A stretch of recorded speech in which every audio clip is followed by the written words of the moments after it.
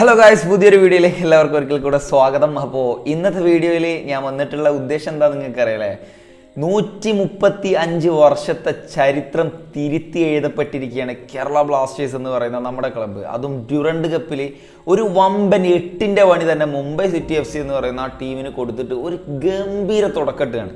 എന്തായാലും കേരളത്തിൽ മൊത്തം ഒരു റെഡ് അലേർട്ടിൻ്റെ ഒരു ഇതിലൂടെ കടന്നു പോകുന്ന ഒരു സാഹചര്യമാണ്. അതിലൂടെ തന്നെ ISLനും അതുപോലെ ഈ ഡ്യൂറൻഡ് കപ്പിനൊക്കെ ഒരു റെഡ് അലേർട്ട് കേരള ബ്ലാസ്റ്റേഴ്സും നൽകിയിട്ടുണ്ട്. സോ പലർക്കും പറയാനുണ്ടാവുന്ന കാര്യം, റിസർവ് ടീമിനായിട്ട് ജയിച്ചുകൊണ്ടാണോ ഇത്ര വലിയ തൊള്ളൽക്കണ്ടും ഇത്ര വലിയ ആവേശം പൂണ്ടെന്നൊക്കെ ചോദിക്കാണ്ടാവൂലേ.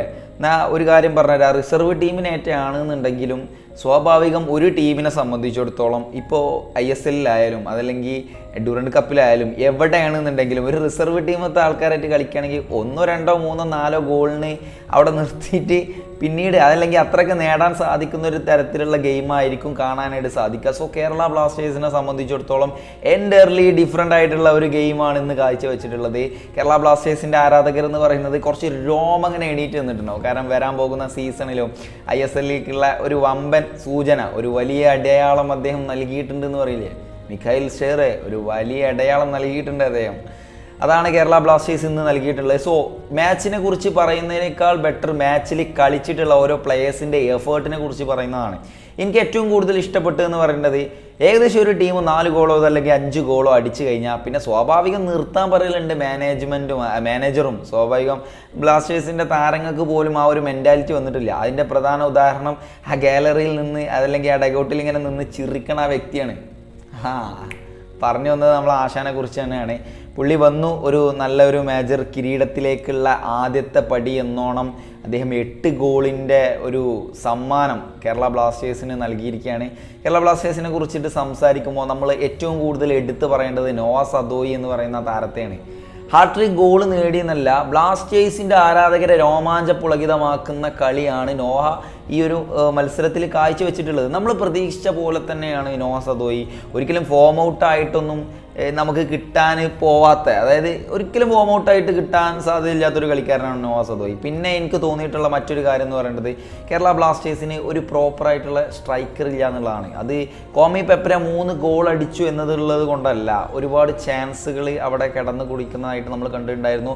സോ ബ്ലാസ്റ്റേഴ്സിൻ്റെ ആരാധകരെ സംബന്ധിച്ചിടത്തോളം ഈ ഒരു ഡ്യൂറൻഡ് കപ്പിൻ്റെ ഒരു പകുതിക്കോ അല്ലെങ്കിൽ ഡ്യൂറൻഡ് കപ്പിൻ്റെ ശേഷമൊക്കെ ആയിട്ട് ഈ അടുത്തൊക്കെ ആയിട്ട് എന്തായാലും ഒരു സ്ട്രൈക്കറുടെ അനൗൺസ്മെൻറ്റ് ഉണ്ടാവാൻ സാധ്യത കൂടുതലാണ് എന്ന് ഈ ഒരു മത്സരം കണ്ടപ്പോൾ മനസ്സിലായി. ഇഷാൻ പണ്ഡിത 2 ഗോളുകൾ നേടിയിട്ടുണ്ട്. ആദ്യമായിട്ടാണ് കേരള ബ്ലാസ്റ്റേഴ്സിന് വേണ്ടിയിട്ട് അദ്ദേഹം ഗോള് നേടുന്നത്. ഇറങ്ങിയ പാടെ തന്നെ 2 അടിച്ച് കയറ്റി അണ്ണക്ക് കൊടുത്തിട്ടുണ്ട്.